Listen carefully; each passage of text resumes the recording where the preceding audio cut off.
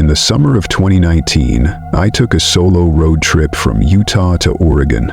I needed a break from work, from people, from everything. I loaded up my Subaru, mapped out some camping spots, and hit the road. The plan was simple: take it slow, enjoy the scenery, stay off the interstates as much as possible. I didn't realize until much later that I had driven into something I wasn't meant to find. It was the third day of my trip when I hit a long stretch of highway in northern Nevada. Desert on all sides, barely any signs of life. I hadn't seen another car for at least an hour when I noticed a small, unmarked exit. No town name, no gas station signs, just a faded green arrow pointing off the main road. I wasn't in a rush, and curiosity got the better of me. I took the exit. The road narrowed into cracked asphalt, then gravel, then dirt. After about 5 minutes of driving, I saw a small building up ahead. It looked like an old gas station. Abandoned. No lights, no pumps, just a shell of a structure, and a single phone booth standing out front, oddly untouched by time. And then I saw the man. He was standing beside the booth, arms at his sides, facing the road like he'd been waiting. He wore a gray hoodie and jeans, and something about him looked wrong. Like his limbs were just a little too long, or maybe bent slightly the wrong way. I slowed the car as I passed. He didn't move, didn't even blink. I kept going for another minute before something in my gut screamed, "Turn around." I stopped the car, put it in reverse, and looked over my shoulder. He was gone. I didn't wait. I peeled out of there and didn't stop until I hit the next town, hours later. When I tried to retrace my route the next day, I couldn't find the exit.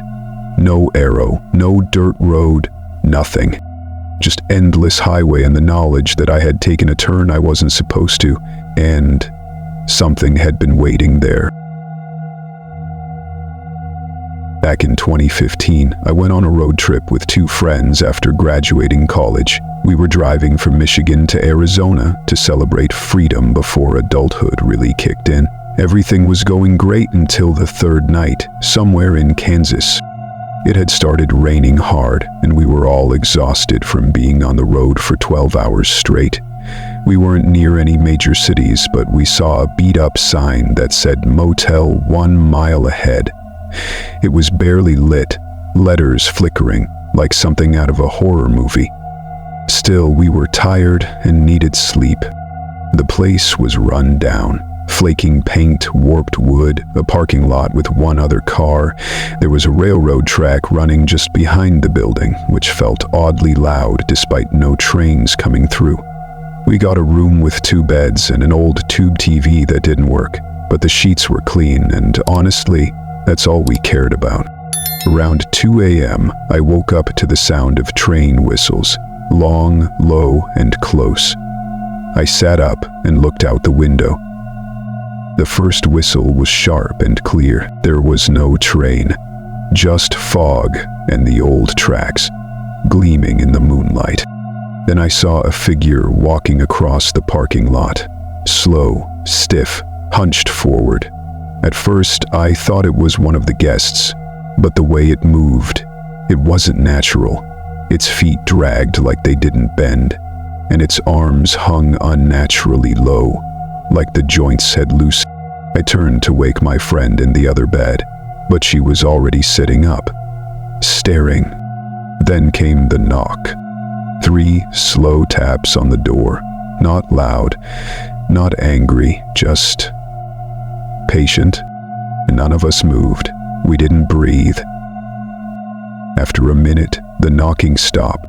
The next morning, we went to the front desk to check out, and I asked the guy working there if they'd had any other guests last night besides the 1 other car.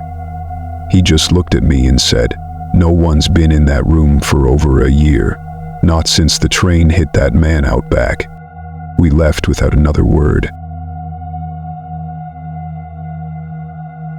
In 2021, my girlfriend and I went on a road trip through the Southwest, hitting the Grand Canyon, Zion, all the classic landmarks. One night, we decided to sleep in the car rather than get a hotel. We were in a remote area near a lesser-known overlook, far from the tourist crowds. We parked at a dirt turnout near the canyon edge. There were no lights, no other cars, just stars and open space. It was peaceful at first, the kind of silence that makes you feel tiny in the best way. We made a little dinner on a camp stove, watched the sky, and eventually climbed into the back of the SUV with the seats folded down. Around 3 a.m., I woke up, not because of a sound, but because of the absence of one. The wind had stopped, the crickets had gone silent, and then I heard it.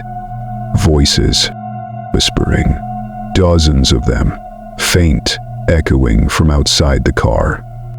I thought maybe another group had pulled up, but when I looked through the fogged windows, there was no one, just darkness and the canyon below.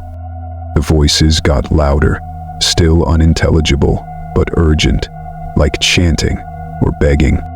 My girlfriend stirred and whispered, "Do you hear that?" I nodded. Neither of us moved.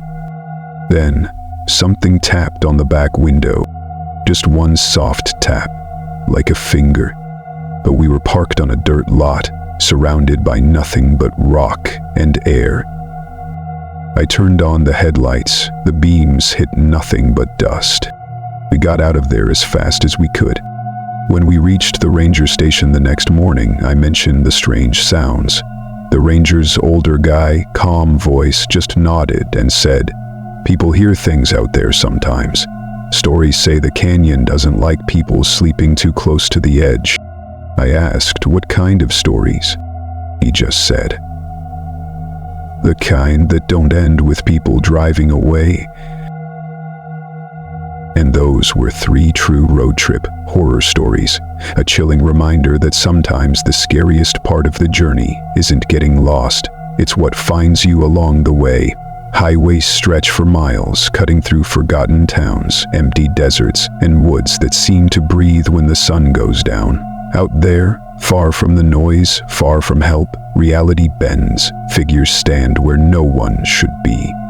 Voices echo from canyons that were supposed to be empty, and you may take an exit you were never meant to see. So next time you pack your bags and hit the road, remember, some roads were never meant to be driven, some doors should never be knocked on, and some stops you don't come back from. If any of these stories hit you hard, let us know in the comments which one haunted you the most. And if you've ever had a road trip take a turn into the strange, we want to hear your story.